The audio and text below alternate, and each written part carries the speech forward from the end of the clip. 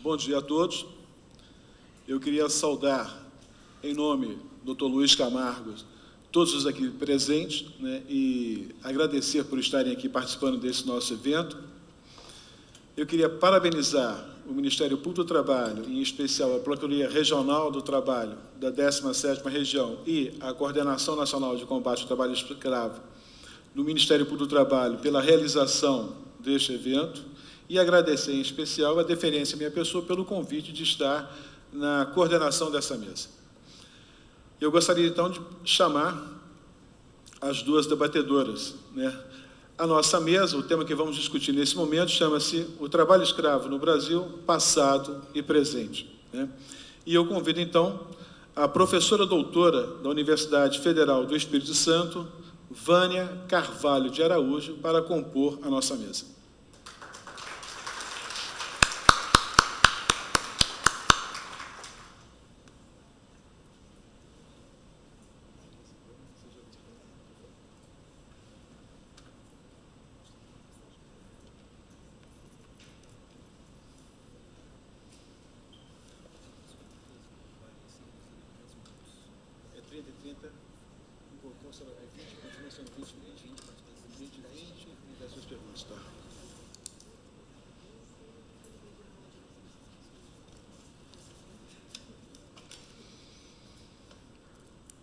A professora Vânia, ela é licenciada em Educação Física pela Universidade Federal do Espírito Santo, ela é mestre em Educação também pela UFS e é doutora em Educação pela USP, Universidade de São Paulo.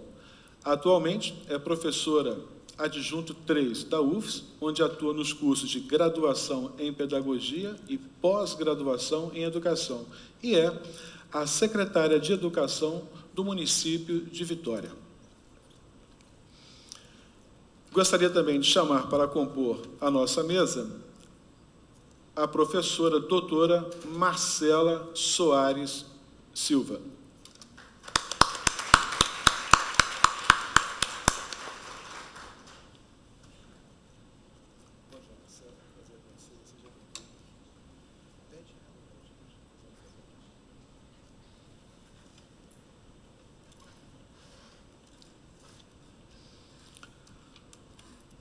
A professora Marcela Soares Silva é coordenadora do Grupo de Pesquisas Terra e Trabalho do Departamento de Serviço Social da Universidade de Brasília. É doutoranda da Escola de Serviço Social da Universidade Federal do Rio de Janeiro e integrante do Grupo de Pesquisa sobre Políticas Públicas, Trabalho e Serviço Social. Passando já para os senhores a dinâmica dos nossos trabalhos, aos palestrantes serão concedidos um tempo de 20 minutos para a exposição de cada um deles. E agora me acabaram de informar que o tempo, em função do adiantar da hora, o tempo para a realização das perguntas foi um pouco reduzido. Teremos 10 minutos para, após a exposição das palestrantes, a apresentação das perguntas, que me pediram que fossem feitas por escrito, na medida do possível, colocando o quê? Um e-mail ou um telefone de contato, de preferência um e-mail, para que, na eventualidade dessas perguntas não poderem ser respondidas neste evento, os palestrantes, então, poder encaminhar para os senhores as respostas, tá ok? Eu só peço uma gentileza, e não é aqui nenhum preconceito, são as minhas dificuldades pessoais. Se tivermos aqui médicos ou potenciais candidatos à medicina, que, por favor, caprichem na letra. Ok? É muito, né? Então é o seguinte, depois dessa brincadeira, eu passo, então, a palavra para a primeira palestrante, a doutora Vânia Carvalho de Araújo.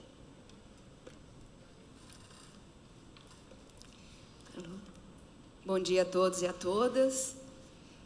Antes de tudo, gostaria de agradecer o convite a mim formulado pelo Ministério Público do Trabalho, na pessoa da doutora Ana Lúcia e da doutora Daniele. Parabenizar por essa iniciativa, eu acho que é fundamental a gente rediscutir, retomar, reatualizar essas questões acerca do trabalho escravo, do trabalho infantil, né? e cumprimentar aqui o nosso coordenador, o nosso moderador. E eu trouxe aqui primeiro uma justificativa. Eu sou licenciada em Educação Física e eu fiz o curso na época da ditadura ainda, né? E mais ou menos vocês já sabem mais a minha idade. E lá nós éramos quase que condenados na universidade, que nós éramos pensantes do pescoço para baixo, que os profissionais da educação infantil não pensavam, usavam só o corpo. Isso certamente marcou muito a minha formação. Eu fiquei muito ligada à educação, depois eu larguei a área e fui exatamente para a educação, onde já há quase 20 anos eu trabalho na Universidade Federal do Espírito Santo. E sempre com a temática da infância socialmente expropriada nesse país. E em 95, a primeira pesquisa que eu desenvolvi foi identificar esse enigma, né, da exploração via trabalho infantil no Estado do Espírito Santo. E até então esse tema, percorro esse tema, ele atravessa a minha vida, e não só foi a partir dele que eu descobri outros modos de exploração da criança e da infância nesse país. Então, hoje eu formo professores, faço pesquisas, várias, sobre essas temáticas, e muito me honra estar aqui, porque o trabalhador adulto, escravo, a criança não nasce adulto, ela se faz adulto, né? Então, o adulto, ele não é adulto por si só, ele foi criança também. Então, eu acho que juntar essas duas pontas é fundamental. Então, por isso que eu me sinto muito feliz de estar aqui, também trazendo, ouvindo e, ao mesmo tempo, aprendendo o trabalhador adulto escravo, mas a criança que está chegando e vai ser, infelizmente, nesse país, o trabalhador adulto escravo, não é? Então, aqui eu vou trazer em 20 minutos, esse é o grande desafio, trazendo uma panorâmica, uma breve panorâmica do trabalho escravo na nossa história, tentando reatualizá-lo pela via do significado da pobreza, da vadiagem, da vagabundagem nesse país, o que aconteceu com os trabalhadores livres da época e ex-escravos, né? E tentando atualizar essa temática, fazendo uma provocação para os nossos tempos, né? Isso é o grande desafio dos 20 minutos. Então, aqui, retomando um pouco o passado do trabalho escravo, alguns acenos. Gostaria aqui de retomar alguns aspectos de um contexto cuja constituição do mercado de mão de obra livre teve suas bases assentadas na escravidão como forma dominante de trabalho até épocas tardias do século XIX. Como sabemos, a escravidão no Brasil foi um empreendimento colonial, uma vez que não era possível forjar um contingente que vendesse sua força de trabalho a preços compensadores ao empreendimento colonial. O assalariamento mostrou-se inviável, porque esse contingente de indivíduos pobres poderia usar sua liberdade para reproduzir-se autonomamente, em vez de transformar em mercadoria para a empresa colonial. No final do século XVIII, a população residente no Brasil era de quase 3 milhões de habitantes, e quase a metade era formada por livres e libertos, considerados desclassificados por não interessar as necessidades da grande propriedade agroexportadora. A ordem escravocrata, concentrando e monopolizando os recursos econômicos, impediu o surgimento de alternativas que fixassem produtivamente essa crescente massa de desenraizados. Dos 3.500.000 escravos trazidos no Brasil, e alguns autores chegam a falar de 5 milhões desembarcados nas praias do Brasil, sem falar nos que morreram no processo de captura e nos depósitos de embarque na África, e os dizimados durante a viagem, estavam as crianças, que ao atingirem a idade de 7 anos para 8 anos, passam a ser percebidas como escravas e entram compulsoriamente no mundo do trabalho, tornando-se assim uma força de trabalho para o seu dono. No livro organizado por Mary Del Priore, História das Crianças no Brasil, Góes e Florentino afirmam que, comparativamente ao que valia aos 4 anos de idade, por volta dos 7, um escravo era cerca de 60% mais caro e, por volta dos 11 anos, chegava a valer até 2 vezes mais. A partir de 1850, quando a escravidão perde suas fontes de reprodução com o término do tráfico africano, e vale aqui lembrar que ela continuou na clandestinidade depois de muitos anos, e em 1880, uma crescente pressão social e política clama pelo fim da escravidão de quase 4 séculos no Brasil, que vai culminar com a promulgação da abolição, o que restará aos ex-escravos? O abandono e as condições semelhantes às da escravidão, e passam a ser obrigados a optar entre a liberdade de passar fome ou o trabalho servil desqualificado do campo e da cidade. É neste contexto que os ex-escravos e os trabalhadores livres, portanto, os pobres, os desclassificados sociais, as chamadas classes perigosas, tão fortemente inventada na República, passa a ser alvo privilegiado do discurso político e jurídico. Vale destacar os termos previstos no 5º livro do Código Filipino, Ordenações e Leis do Reino de Portugal, o Código Penal Napoleônico, que influenciou sobremaneira a nossa legislação, no Código Criminal de 1830 e no Código Penal de 1890. A marca negativa do pobre, que vai passar, então, a atravessar a colônia e o império. O termo pobre e vagabundo, comumente utilizado para designar todos os indivíduos considerados desclassificados sociais, aparece no Brasil colônia sob a acepção de vadio, assumindo diferentes conotações. Ora, representando aqueles que não se inseriam nos padrões dominantes de trabalho, homens desprovidos de dinheiro, ora identificados como criminosos, ladrões e revoltosos em relação ao Estado. Inseridos em um contexto social e econômico bastante heterogêneo, a situação dos vadios e dos pobres imbricava-se num sistema onde, de um lado, estava a camada senhorial e, do outro, a camada escrava. Embora a presença dos desclassificados da sociedade seja perturbadora aos olhos da elite colonial, ela transforma-se em cena comum na sociedade, fortemente caracterizada pela estratificação social. Havia um modo contraditório de considerar os vadios, no caso ali da região das minas, da exploração do ouro. Ao mesmo tempo em que assumiam a imagem de peso inútil da terra, constituíam-se como mão de obra útil ao processo de manutenção do sistema escravista em vigor na colônia, principalmente naqueles trabalhos cuja mão de obra escrava não servia.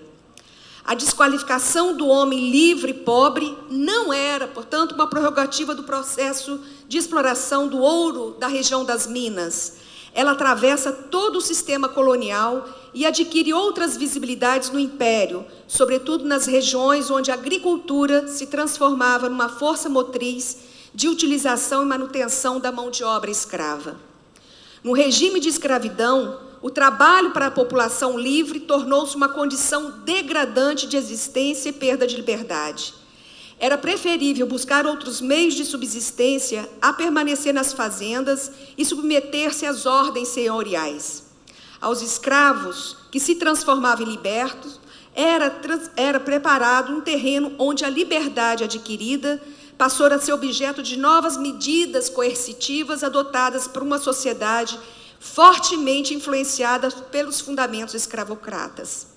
Por detrás dos atributos vadios e ociosos, estava o que, mesmo obtendo a liberdade formal, não conseguiam ir além das condições postas a todos aqueles aos quais a legislação fazia valer as medidas de controle social por serem ex-escravos e negros. O crescente número, então, dos que deixavam as lavouras para fazer da rua um local de trabalho de sobrevivência, tornou-se uma ameaça constante à ordem social vigente. Os pobres, negros de maioria, que procuravam ter acesso ao trabalho, muitas vezes não o conseguiam. Aqueles que se mantinham fora do círculo traçado pela grande lavoura eram duramente marcados pela escassez de alternativas e sobrevivência. Eram as condições estruturais que acabavam por transformá-los em desocupados, vagabundos, vadios e socialmente desvalidos. Os vagabundos, vadios, itinerantes tornavam-se, assim, a pecha insuportável da sociedade, que deveria ser eliminada. Se a qualidade da pessoa dependia do pertencimento ao estatuto, o vagabundo era um ser de lugar nenhum, pois considerado inútil para o mundo, não usufruía de nenhum qualitativo válido das relações sociais. Sobre si, duas grandes desvantagens se apresentam. Uma, por estar fora da ordem do trabalho, outra, fora da ordem da sociabilidade. A figura do pobre e do miserável existe para confirmar que a universalização dos direitos ainda está longe de ser garantida e que a noção pública apregoada pelas políticas sociais não é tão pública assim. Pensados na sua forma mais radical de destituição, os pobres são aqueles que não têm nome, não têm rosto, não têm identidade, não têm interioridade, não têm vontade e são desprovidos de razão.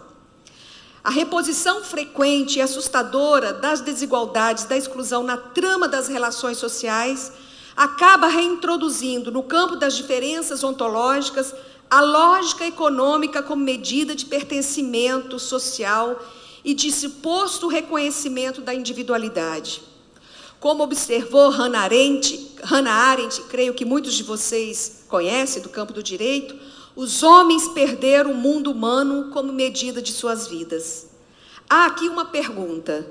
Enquanto a desigualdade transita no terreno social como medida do ser e do não ser, a construção de uma ordem social fundada na igualdade seria capaz de instaurar-se numa sociedade desigual como a nossa? Se, por um lado, a desigualdade se apresenta como um suposto que indica as diferenças entre o ter e o não ter economicamente, entre o ser e não ser socialmente, por outro lado, para um modo excludente de pensar, o imaginário igualitário adquire uma versão homogeneizadora, que não permite vislumbrar as diferenças e nem mesmo perceber as armadilhas de um projeto igualitário de sociedade, tendo como fundamento a lógica da desigualdade naturalizada. As apropriações indevidas da igualdade e da desigualdade acabam dando margem para que a injustiça e a negação dos direitos se enraizem no contexto social como medida de todas as coisas. São essas ambiguidades que acabam ameaçando as possibilidades de efetivação da cidadania nas práticas sociais. A destituição conformada da criança pobre, por sua vez, parece se configurar, e eu afirmei isso na minha tese de doutorado, na própria dimensão dada àqueles considerados desfiliados e vagabundos por estarem fora da ordem do trabalho. Para tornar mais evidentes tais considerações, lembremos o contingente de crianças que nas últimas décadas do século XIX e início do século XX foram utilizadas nas indústrias têxteis como instrumento estratégico no projeto de formação moral e disciplinar erigido pela elite brasileira às classes populares. Enquanto o trabalho assumia um estatuto instaurador de uma nova ordem social, as classes populares, integradas às relações de trabalho, incorporavam a lógica capitalista, a qual assegurava ao trabalhador supostas virtudes inauguradas, patrocinadas pela exploração da mão de obra. Tal fato contribuiu com a instauração de um modus vivendi qualificado por uma moral atribuída a todos aqueles submetidos ao trabalho produtivo. É a tácita qualidade moral do trabalho como um caminho legítimo e quase que exclusivo de inclusão social. Situando tais considerações no campo do direito, vemos o postulado apregoado em 1948 pela Declaração Universal dos Direitos do Homem, coloca em relevo a igualdade como algo constitutivo à natureza humana. Hannah Arendt argumenta que a perda dos direitos humanos se dá justamente a partir do momento que uma pessoa se converte em ser humano em geral, em ser genérico. Contrapondo-se ao universalismo igualitário proposto pela Declaração, afirma que os homens não nascem iguais e nem são criados igualmente.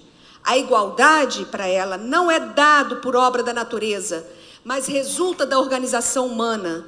Não nascemos iguais, tornamos iguais como membros de um grupo por força da nossa decisão de nos garantirmos direitos reciprocamente iguais.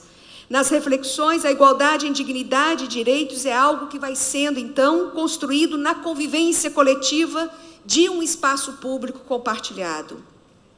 Numa outra perspectiva, o professor Pierucci, da USP, ele fala no seu livro Ciladas da Diferença, chama a atenção dos perigos das generalizações que se armam ao redor da concepção da diferença e da igualdade.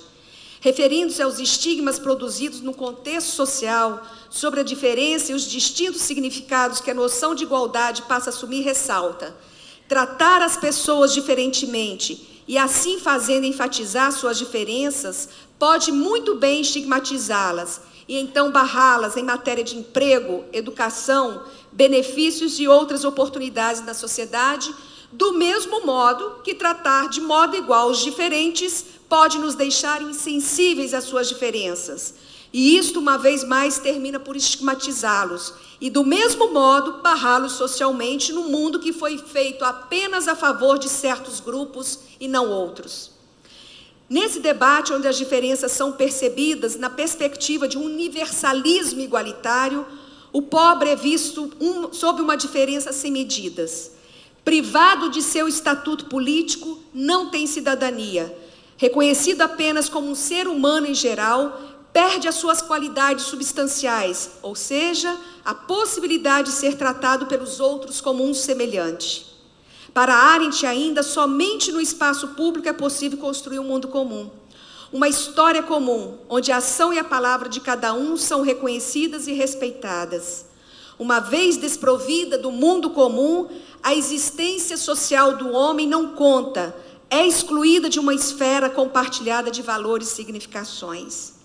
Embora ainda as reflexões de Arendt sejam pensadas a partir do processo de dissolução do espaço público produzido no socialismo exclusivo ali da Europa, na Alemanha, suas referências sobre a perda do espaço público como a perda da condição de igualdade que somente a liberdade pública pode constituir, remetem-nos à figura do pobre, vagabundo e vadio que, privado desse espaço, é fixado na sua diferença e julgado não por suas ações ou palavras, mas por suas carências. A cidadania para a arte é o direito a ter direitos, pois a igualdade em dignidade e em direitos dos seres humanos não é um dado, é um constituído da convivência coletiva, que requer o acesso ao espaço público. É esse acesso ao espaço público que permite a construção de um mundo comum através do processo de asserção dos direitos humanos. Ter direitos é pertencer a um espaço público onde as ações e opiniões possam ser efetivadas, onde os indivíduos não são julgados pelos critérios de classe, origem ou raça. Por tudo o que foi dito, consideramos oportuno perceber a exploração do trabalho como processo de desfiliação que desintegra indivíduos das redes de sociabilidade, de direitos e de garantias sociais. Neste caso, é imprescindível relacionar o trabalho no processo que envolve garantia, sim, de direitos, cidadania e pertencimento social. E aqui eu trago a promessa da modernidade. No interior de uma realidade onde a figura das pessoas que não trabalham aparece na lista dos inimigos públicos como acontecimento legítimo, vemos emergir ao longo dos tempos alguns efeitos dessa regra de sociabilidade tão comum aos séculos passados. Justamente nos meandros de um passado que se revela determinado em banir os considerados inúteis para o mundo, é que vemos hoje forjar as raízes culturais de um imaginário escravocrata e patrimonialista que, nas devidas proporções, parece se revigorar e continuar se entranhando nas relações sociais, ou, para utilizar as palavras do Dr. Carlos Eduardo, a neoescravidão urbana é um deles. É, portanto, no horizonte de uma sociedade que se fez moderna e promete a modernidade, que o trabalho escravo evoca o enigma de uma república que não consegue traduzir direitos proclamados em parâmetros mais igualitários de ação. E, neste caso, vale aqui lembrar o que o professor Flávio Brainer, da Federal de Pernambuco, destacou em um dos seus livros Educação e Republicanismo. A República no Brasil precisou apenas de duas coisas, e recentemente tivemos um feriado, né? precisou apenas de duas coisas: um cavalo e um marechal. A república, continua ele, que não era aquela dos sonhos de alguns republicanos, inaugurou, renovou a cidade sem cidadãos, manteve o rosto oligárquico, assegurou sua fachada liberal através do controle coronelístico do voto, não construiu partidos com dimensão ideológica nacional, não integrou as camadas sociais recentemente saídas da escravidão, não avançou no projeto de nação que implicasse na construção de um povo, tal como ocorreram em algumas experiências republicanas europeias. Mas isso não significava um fracasso do projeto republicano, mas sim a invenção de uma república sem republicanos, e se tivesse sido possível, sem povo. Como um problema que inquieta e choca a sociedade, o trabalho escravo ronda o país, reatualizando, assim, a matriz da incivilidade que atravessa a vida social brasileira e descredencia indivíduos para o exercício dos seus direitos. Passados 123 anos da assinatura da Lei Áurea, o nosso país ainda convive com as marcas deixadas pela exploração da mão de obra escrava. A escravidão contemporânea manifesta-se na clandestinidade e é marcada pela segregação social, racismo, violência física e moral, corrupção, clientelismo e desrespeito aos direitos humanos. Tudo isso, sem sombra de dúvida, fere na sua essência, a afirmação do Estado democrático de direito. De acordo com a Organização Internacional do Trabalho, OIT, o trabalho escravo se configura pelo trabalho degradante com cerceamento da liberdade. Contudo, Saint-Cyr afirma que o cerceamento da liberdade do trabalhador se dá não somente pelo constrangimento físico, mas também moral, partindo da deformação do seu consentimento ao celebrar o vínculo empregatício, a proibição de rescindir o contrato de trabalho quando melhor lhe aprouver.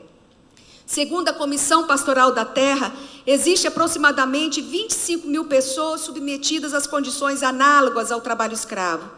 Os dados constituem uma realidade de grave violação aos direitos humanos. Aqui no Espírito Santo, na década de 90, foi bem identificado, sobretudo, os adolescentes e adultos alagoanos que cortam a cana no sul do estado para a produção de açúcar e no norte do estado para a produção do álcool, sem falar nas dezenas, centenas de crianças identificadas por mim. Atendendo, onde eles falavam, se envolviam num sistema de endividamento e diziam: voltamos para casa mais pobres do que chegamos.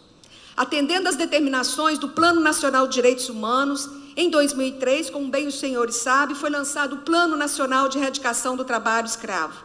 Se formos analisar a quantidade de trabalhadores libertados no Brasil no período de 1995 a 2006, vamos perceber que no ano do lançamento do Plano Nacional, em 2003, houve um resultado extraordinário de 5.223 trabalhadores libertados.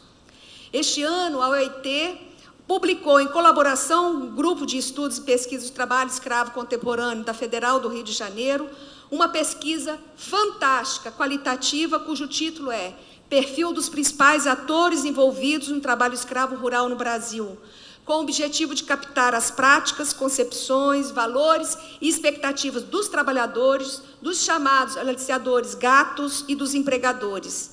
A estratégia utilizada foi um acompanhamento das operações dos grupos especiais de fiscalização móveis, compostos por equipes, e não sei aqui se tem, de auditores fiscais do trabalho, procuradores do trabalho, dos policiais federais e policiais rodoviários federais, em 10 fazendas localizadas nos estados do Pará, Mato Grosso, Bahia e Goiás. Um dado interessante, e eu fiquei assim, instigada por isso, é a constatação que foi feita na pesquisa da relação entre trabalho infantil com a escravidão contemporânea.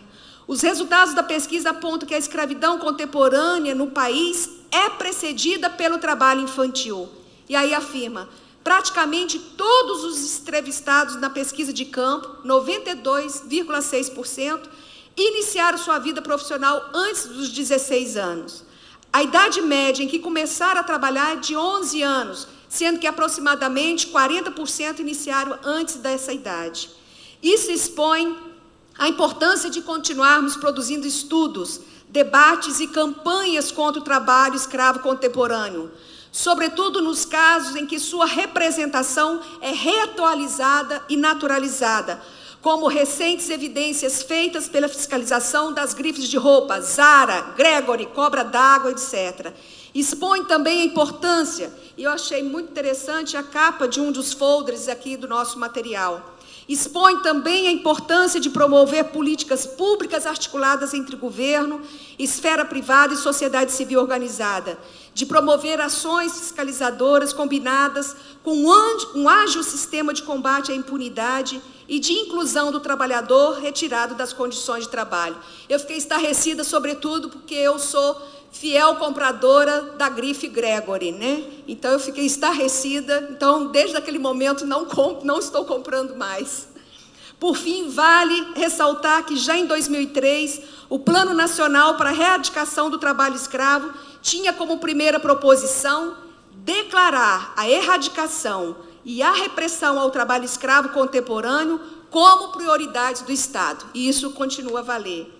Por fim, desejamos que no Estado brasileiro seja possível a construção de parâmetros públicos capazes de reinventar a política e de afirmar os direitos como princípios reguladores da vida social. Muito obrigada.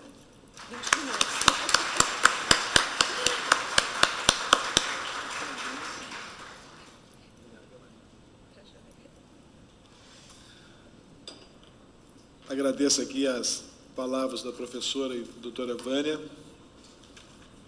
Com certeza, um marco inicial para nos fazermos pensar ao longo desse dia sobre essa temática tão delicada que estamos enfrentando. Antes de passar a palavra à doutora, na verdade é mestranda, doutoranda Marcela, eu gostaria de lembrar que nós temos duas recepcionistas, uma de cada lado do nosso auditório, para poder coletar as perguntas que, porventura, vocês quiserem dirigir à mesa, tá ok? Então, com a palavra, a doutoranda Marcela.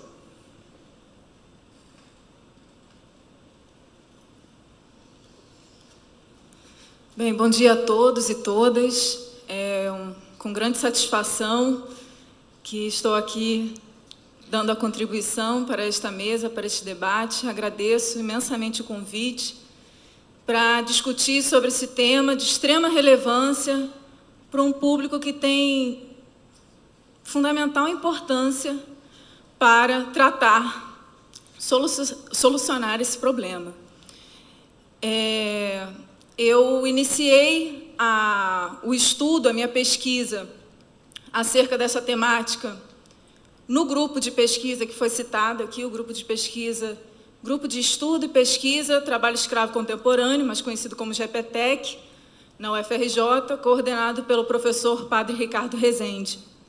E iniciei meus estudos me debruçando em cima de mais de 20 mil documentações, seja da Comissão Pastoral da Terra, seja de relatórios do Grupo Móvel de Fiscalização e do Ministério Público do Trabalho, e inúmeras reportagens do mundo inteiro acerca dessa temática.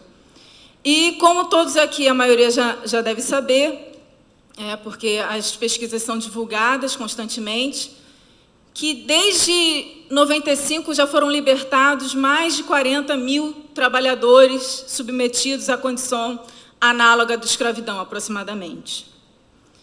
E, conforme a pesquisa relatada pela professora Vânia, foi constatada que 77% desses trabalhadores libertados são de origem nordestina, e a maioria analfabeta funcional.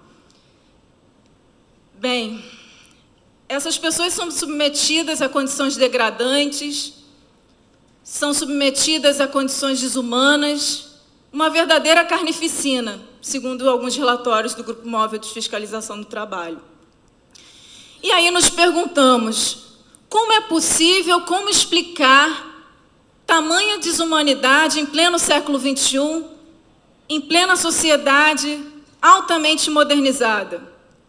Bem, para tentar explicar de forma sucinta, em 20 minutos, essa aparente contradição, a meu ver, eu parto de uma base de análise que é compreender, analisar as relações sociais burguesas, como homens e mulheres produzem e reproduzem a vida material e espiritual desta sociedade. E aí, sem moralizar e sem naturalizar os processos, é importante a gente pontuar aspectos particulares, políticos, econômicos, sociais da realidade brasileira. Então, necessariamente, abordarei aqui, para tentar fazer essa análise junto com vocês, o modo de produção vigente, a nossa formação sócio-histórica brasileira e o atual momento histórico do capital, de crise. Bem, dessa forma, eu parto do pressuposto que existe um desigual e combinado desenvolvimento do capitalismo mundial, no qual a gente percebe que o nosso país está inserido na divisão internacional do trabalho de forma periférica e dependente, e que nos dá o entendimento, a compreensão, e aí a contradição, de estarmos entre as 10 economias do mundo, porém, esses indicadores econômicos são alimentados por uma sociedade primitiva, por indicadores sociais de nos envergonhar. Isso é retrato da periferia. E é fundamental a existência dessa periferia, e por isso digo um desenvolvimento desigual e combinado do capitalismo mundial, para que possamos retribuir aos países centrais mão de obra barata, gratuita, e a exploração de nossa matéria-prima. E aí isso é viabilizado por um processo sócio-histórico, no qual a professora Vânia já relatou aqui, na conformação e consolidação, como se desenvolveram e se desenvolvem as relações sociais capitalistas no cenário brasileiro. E a nossa trajetória sócio-histórica, como a professora bem pontuou, ao final do século XIX, e aí o pensamento social brasileiro ele aborda muito bem isso, né? Ottaviani, Caio Prado Júnior, Florestan Fernandes, trazem, né, nessa perspectiva do desenvolvimento desigual e combinado do capitalismo, em que, desde os primórdios, já cumprimos, e aí desde lá do século XVI, já cumprimos uma funcionalidade para o desenvolvimento do capitalismo em sua fase mercantil, e que hoje, e aí ao final do século XIX, já cumprindo a um outro momento histórico do capitalismo, foi necessária uma disciplina da nossa força de trabalho para que ela fosse retirada dos trabalhadores e dessa força de trabalho o estigma de séculos de escravidão. E aí, o nosso trabalho braçal, ele sempre foi identificado com esse traço de servidão, sempre foi depreciado. E até hoje a gente percebe esse preconceito e o valor que esses trabalhadores recebem em seus salários, por seus trabalhos.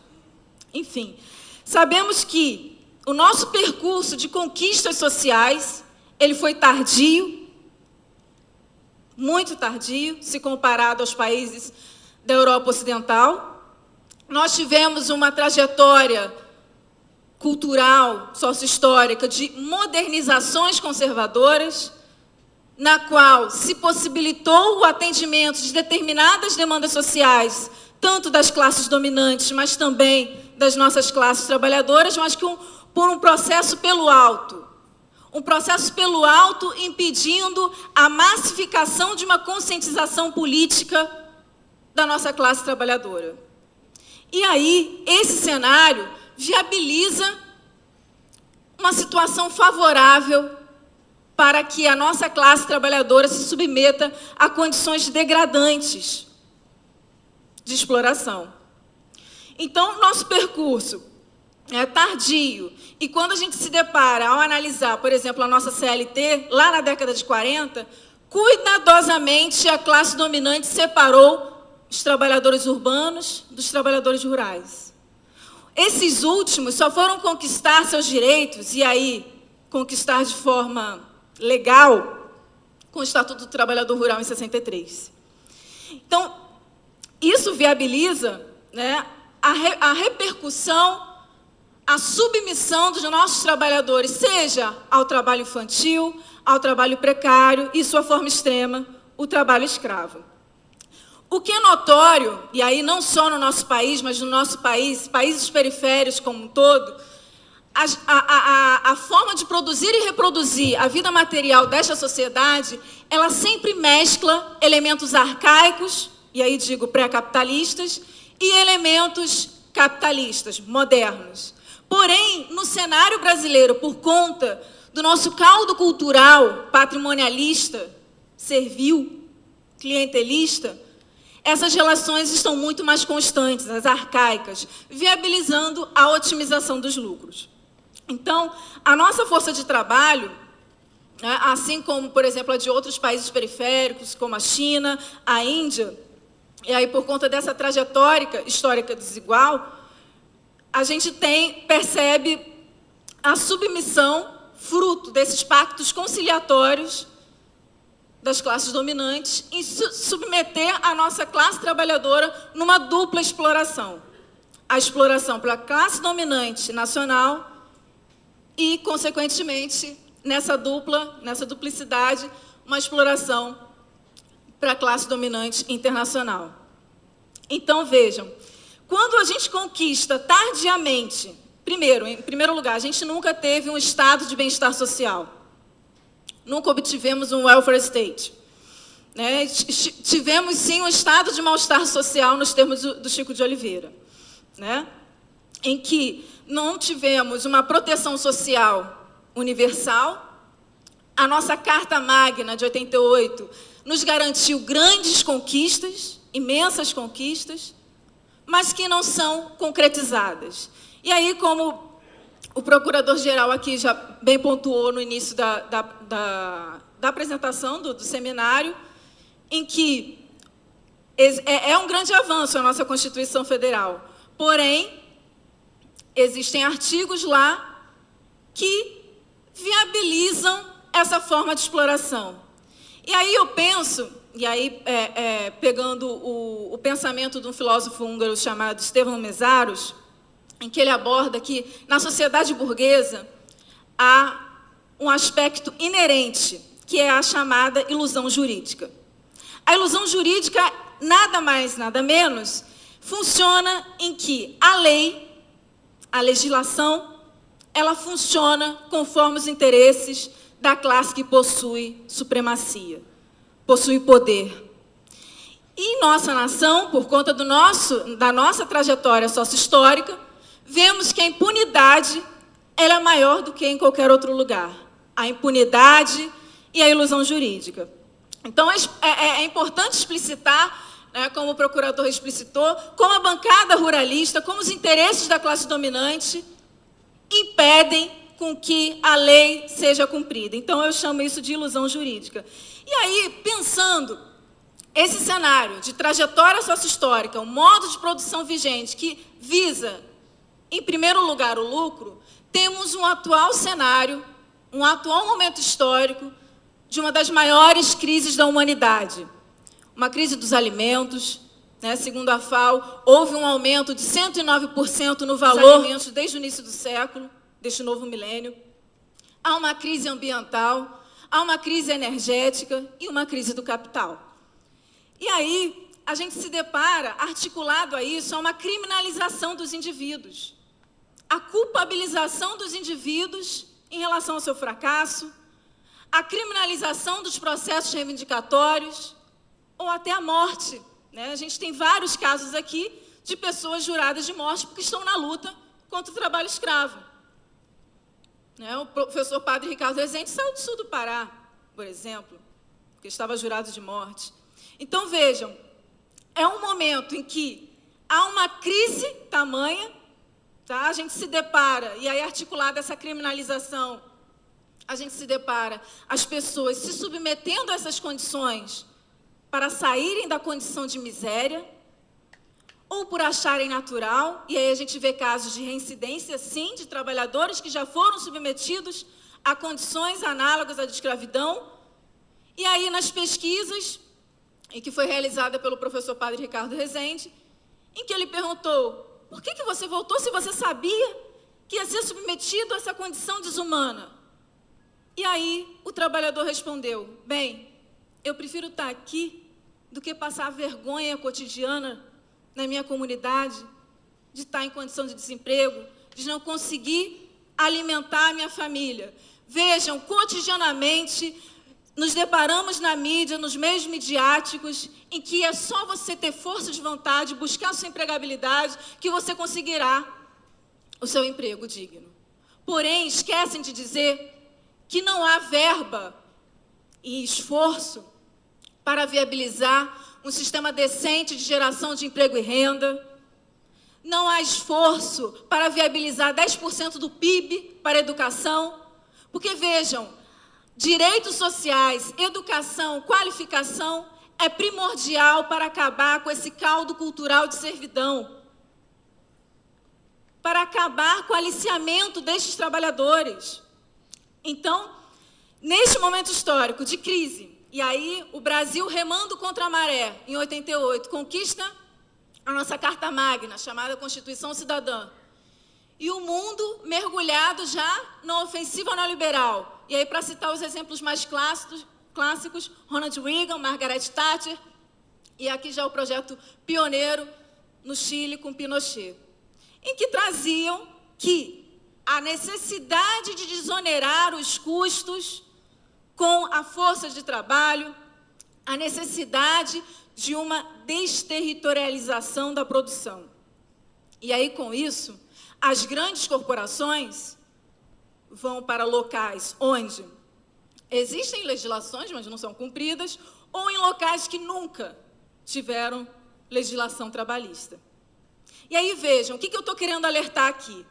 Que neste momento histórico de crise do capital, a gente perpassa desde a década de 70 uma onda longa recessiva do capital, há uma necessidade de otimização dos lucros. E no cenário brasileiro, se possibilita a forma extrema, né, de precarização do trabalho, que é o mote que se postula na ofensiva neoliberal, é a flexibilização, e aí flexibilização parece uma coisa boa, né? Mas que, na verdade, é a precarização das relações de trabalho.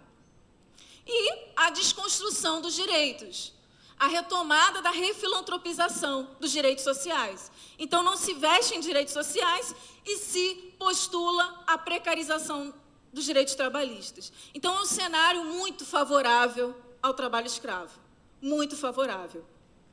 Então, a gente viu, por exemplo, diversos relatórios, a professora já bem citou aqui os exemplos de grandes corporações, da indústria têxtil. Temos exemplos que foram relatados pelo Observatório Social, em fevereiro de 2006, da BASF, Faber-Castell, que utilizaram trabalho infantil e trabalho escravo em sua cadeia produtiva. E aí, logo 2 meses depois, a Faber-Castell fez um investimento social que atingiu 10 escolas, né, para camuflar, fazer uma cortina de fumaça, né, com sua responsabilidade social. E aí o aparente paradoxo que a gente vê no cenário hoje são grandes corporações com a chamada responsabilidade social e ambiental, o Banco do Planeta, banco que vai salvar a humanidade, a sustentabilidade, mas que remete a uma responsabilidade individual. A gente vê que a maioria não se responsabiliza pela sua cadeia produtiva. Em 2005 foi lançada, em maio de 2005 foi lançado o Pacto Nacional de Erradicação do Trabalho Escravo. É uma iniciativa de extrema relevância, de extrema importância. Mas logo no primeiro ano, das 84 empresas que eram signatárias, 9 descumpriram o compromisso de quê? De inclusão de medidas como restrições comerciais e financeiras às empresas ou pessoas que fizerem uso de condições de trabalho escravo, regularização das relações trabalhistas nas cadeias produtivas, apoio à ações de informação aos trabalhadores mais vulneráveis ao aliciamento, treinamento e aperfeiçoamento profissional de trabalhadores libertados, monitoramento, enfim, mas permaneceram as denúncias de trabalhadores submetidos a condições análogas à de escravidão. Outro caso emblemático para mim foi, em 2004, o caso do Grupo José Pessoa, em Campos do Goytacazes, no Rio de Janeiro, em que foram recrutados 500 trabalhadores no Vale de Jequitinhonha. E, para nosso espanto, o grande dono desse Grupo J. Pessoa, era conselheiro consultivo do Instituto Etos de Responsabilidade Social. E aí, isso foi relatado na Folha de São Paulo, de setembro de 2004, tá? E aí, com isso, ele deixou de ser conselheiro consultivo do Instituto Etos e perdeu o selo de balanço social do Betinho.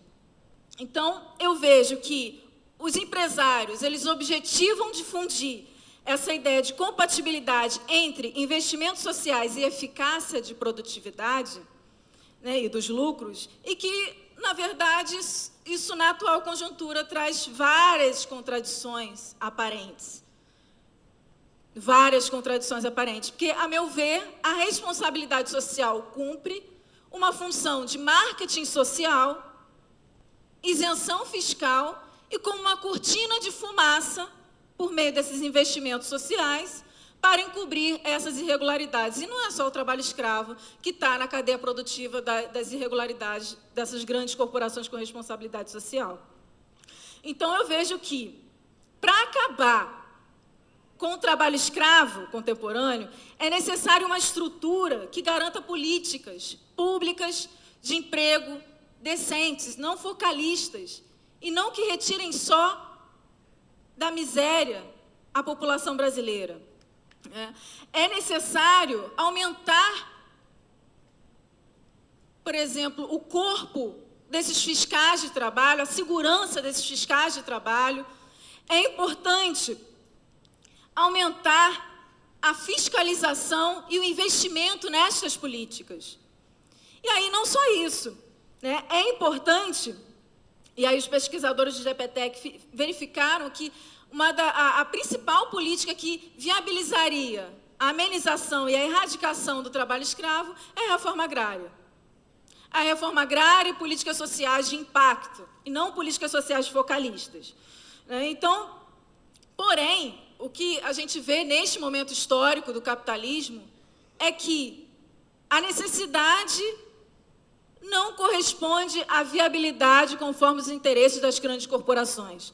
A gente vê o governo salvando bancos, isso em âmbito mundial, e retirando da educação, retirando da saúde, retirando do investimento, por exemplo, da fiscalização do trabalho. Então, a gente vê uma educação em que traz a formação dos cidadãos brasileiros em analfabetos funcionais, porque não se investe o mínimo na educação, e a gente vê que é necessário esse investimento, né, de porte de uma proteção social universal para acabar com esse caldo cultural, né, de subalternidade, do clientelismo. É preciso alertar essas condições degradantes da exploração do trabalho, que são necessárias na atual conjuntura para a saída da grande crise. Agora, a gente vai admitir, bem, estamos num cenário de crise, a gente vai admitir que brasileiros e brasileiras sejam submetidos à escravidão, vamos admitir que morram nas filas dos hospitais para salvar uma crise que não é nossa? Uma crise que é das grandes corporações que lucram bilhões em cima de trabalhadores que são explorados cotidianamente com salários de fome ou escravizados? É isso que a gente tem que pensar. Essa crise não é nossa, são das grandes corporações. O que eu trago aqui à luz para a nossa reflexão é que os direitos humanos, e aí para finalizar, os direitos humanos, eles só serão garantidos por meio dos direitos sociais. E aí, por meio dos direitos sociais, para que tenhamos, na verdade, exterminemos a forma de naturalizar a coisificação do ser humano, para acabarmos com a naturalização da desumanização da humanidade. É isso que a gente tem que refletir, e eu espero que nesta tarde a gente possa ter grandes discussões e debates e soluções para este problema. Obrigada.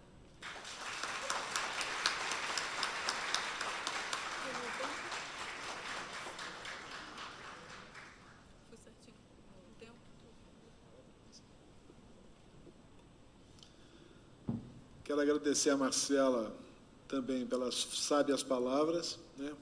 Eu me sinto muito honrado, né, de estar nesta mesa de abertura e de ter podido ouvir desta mesa duas moças com reflexões tão profundas e tão pertinentes sobre essa temática. Acho que a gente teve aqui nesse momento um posicionamento teórico, político, econômico, amplo, que vai nos nutrir, nos subsidiar para as reflexões, para as discussões que a gente vai estabelecer na sequência dos nossos trabalhos nesse dia.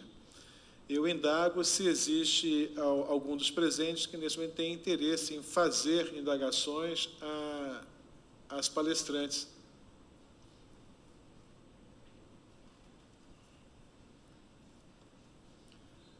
Que tempo temos? Uns 10 minutos?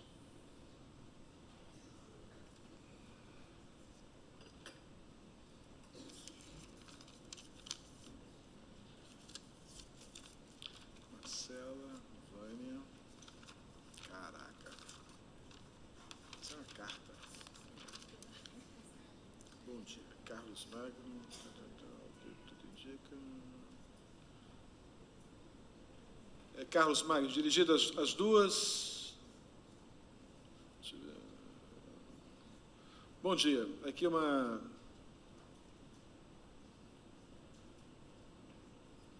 pergunta, uma consideração do Carlos Magno. Ao que tudo indica, a fonte primária do trabalho escravo é a migração em massa de pessoas menos favorecidas dos bolsões de pobreza onde vivem para regiões mais dignas, em busca de melhores condições de vida. Tal migração traz em seu bojo a esperança por dias melhores, de dignidade própria e para a família. As políticas de punição para os que fazem uso do trabalho escravo foram elencadas, mas quais são as políticas de reinserção do pobre no contexto social? Ele retornará ao esquecimento dos bolsões de pobreza de onde saíram? Serão eles inseridos em programas de emprego que lhes dê a mínima condição de dignidade pessoal e familiar? O que pode impedir o liberto de retornar às amarras do trabalho escravo em outro local? Só verificar se isso aqui também é pertinente. Uma pergunta também, essa não está dirigida a nenhuma, vou direcioná-la às duas palestrantes. Há aqui uma pergunta também para a professora Vânia, que eu acho que pode ser lida e respondida no conjunto. Segundo as pesquisas, o Estado do Pará ocupa o primeiro lugar no trabalho escravo. O Espírito Santo está caminhando para ocupar um lugar de destaque neste tipo de violação? A pergunta é de Wanda Luiza.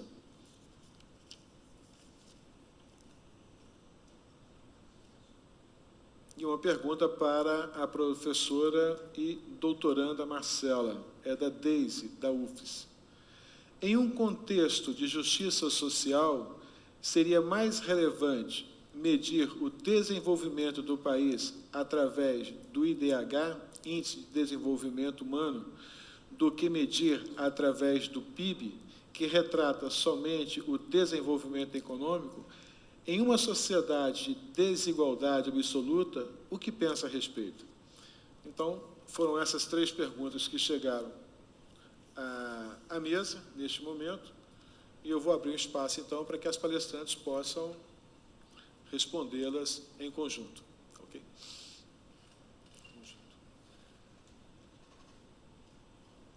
Doutora Vânia. se ela quiser recordar primeiro.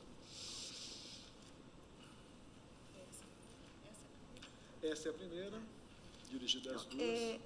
Tem uma questão que eu acho que a gente precisa, nas administrações públicas, e isso é um desafio tremendo para nós, é trabalhar na perspectiva de políticas públicas articuladas, superando aquela ideia da focalização das políticas, né? Ou da estratificação das políticas, como que saúde não tem nada a ver com educação, que não tem nada a ver com emprego e renda, quer dizer, uma sobreposição de ações, mas, ao mesmo tempo, nega-se que é o mesmo sujeito que está ali, o usuário dessas diferentes políticas. Eu acho que esse é um grande desafio, trabalhar nessa perspectiva. Segundo, uma vez libertados, o que fazemos com eles?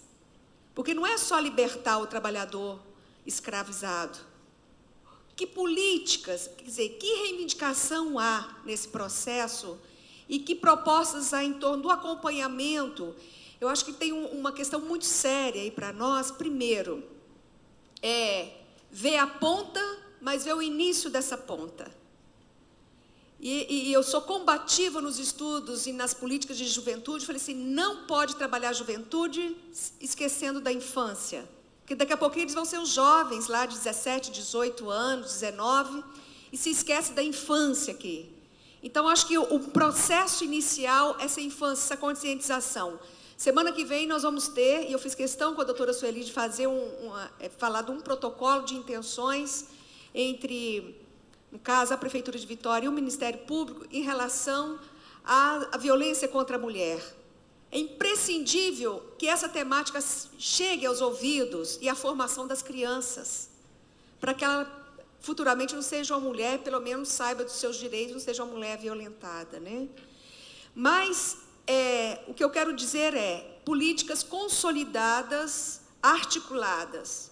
Aqui no Estado do Espírito Santo nós temos uma imagem, e aí para retomar, eu acho que o Estado do Espírito Santo não vai se aproximar, e eu vou dizer por quê. Nós temos aqui, desde a época que eu trabalhava com essa pesquisa, nós fizemos junto com a Delegacia Regional do Trabalho, a então Delegacia Regional do Trabalho, tem uma inserção muito grande, um acompanhamento muito forte dos profissionais aqui, pelo menos até onde eu conheço, né? E isso é muito bom. Mas a exploração do trabalho, ou a existência do trabalho escravo, ele se reinventa, ele se reatualiza. Então, a nossa dinâmica, enquanto poderes públicos constituídos, esfera pública constituída, a gente tem que também reinventar as nossas metodologias de acompanhamento, de formação, para a gente acompanhar essas outras noções que elas vão se aparecendo, vão se reatualizando em nossa sociedade.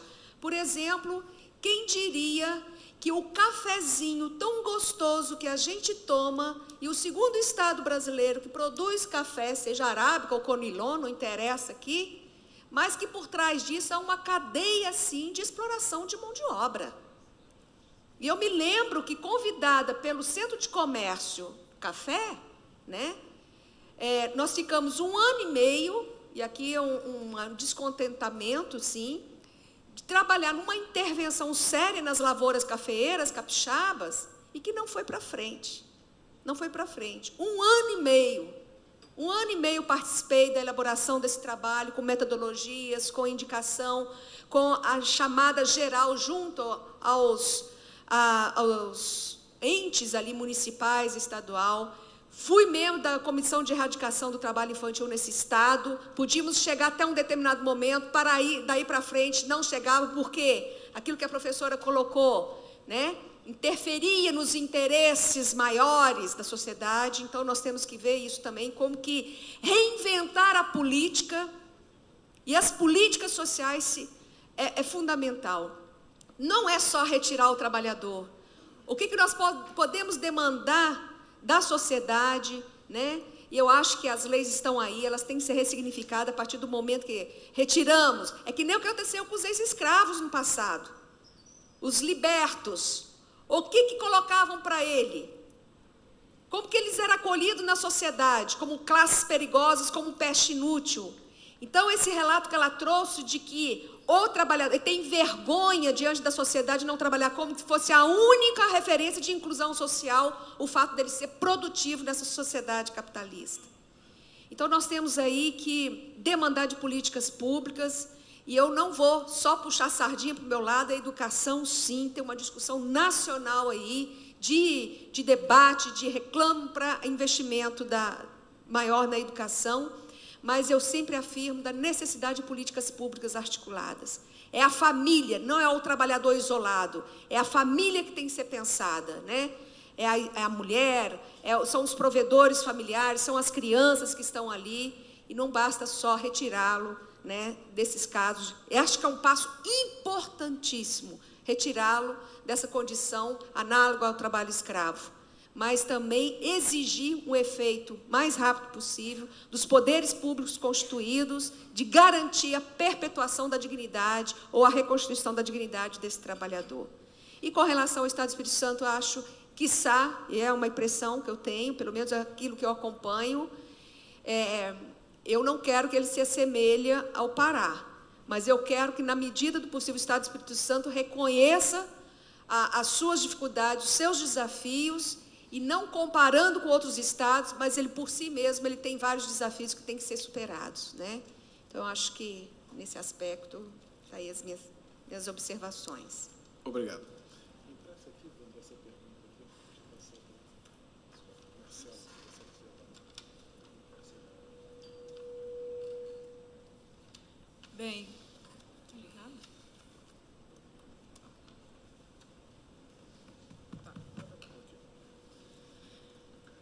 Bem, para tentar responder essas questões, tanto em relação aos indicadores e quanto em relação às políticas, né, necessárias para não é só libertar o trabalhador dessa condição degradante, mas sim reinseri-lo, né, na sociedade, né, se é que ele está excluído, né, se é que a gente tem que também refletir na funcionalidade da sua exclusão, porque a gente sabe que o desemprego ele é necessário para o desenvolvimento desta nossa sociedade, né, para forçar o barateamento da nossa força de trabalho, então é preciso a gente também refletir sobre isso.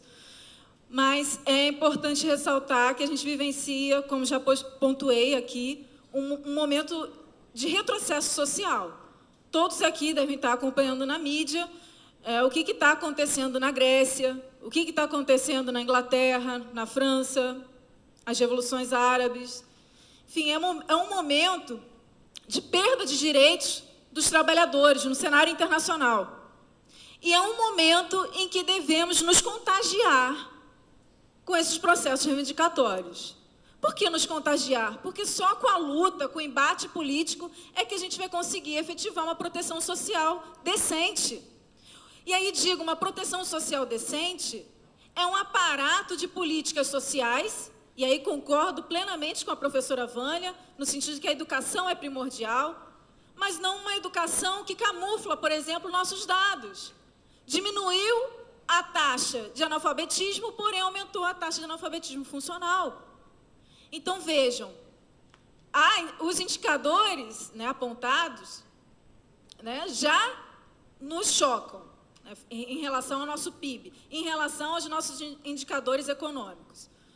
Não só aqui no nosso país, mas como em países chamados desenvolvidos, nos Estados Unidos, no Japão, para eles medirem a taxa de desemprego, basta a pessoa ter trabalhado na última semana do mês, a pessoa pode ter sido um bico, ela não está mais inserida lá na taxa de desemprego. Então, vejam, há uma camuflagem dos dados absurda, absurda. Então, é preciso a gente ressaltar, abrir os olhos e entender as questões por meio da sua raiz, da sua essência. É um momento em que temos que reivindicar, sim, políticas sociais não focais. E aí, vejo no fortalecimento, por exemplo, do PRONAF, né, no caso desses trabalhadores rurais, por exemplo, o Programa Nacional de Agricultura Familiar, a realização, a efetivação da reforma agrária.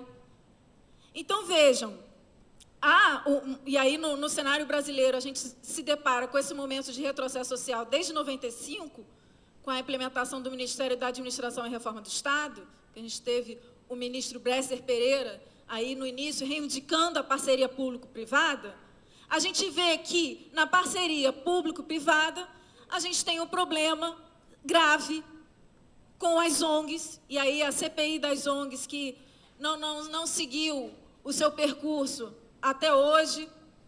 A gente tem várias irregularidades nesse processo aí. E nessas irregularidades, há o sucateamento, a precarização das políticas sociais, junto com a sua privatização. Então, é importante alertar que com essa precarização, com essa privatização, há a moralização desses indivíduos, a moralização pelo seu fracasso, por se submeter àquela condição de trabalho escravo.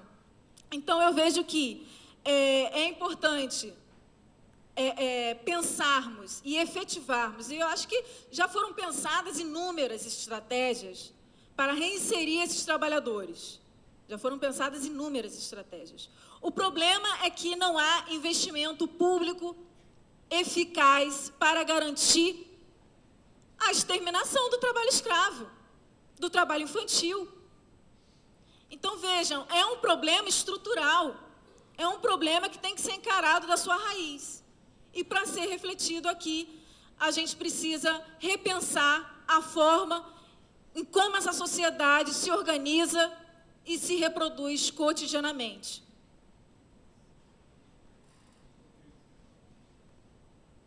Alô, obrigado. Eu recebi mais uma pergunta da senhora Marlene, do Rota Internacional, dirigida a Marcela, mas eu peço desculpa, dado o adiantar da hora, eu vou encaminhar a pergunta para a palestrante, ela vai depois responder por e-mail, tá ok? E eu vou dar encerrado, neste momento, esses nossos trabalhos desse primeiro painel, para poder darmos sequência às demais atividades. Obrigado a todos.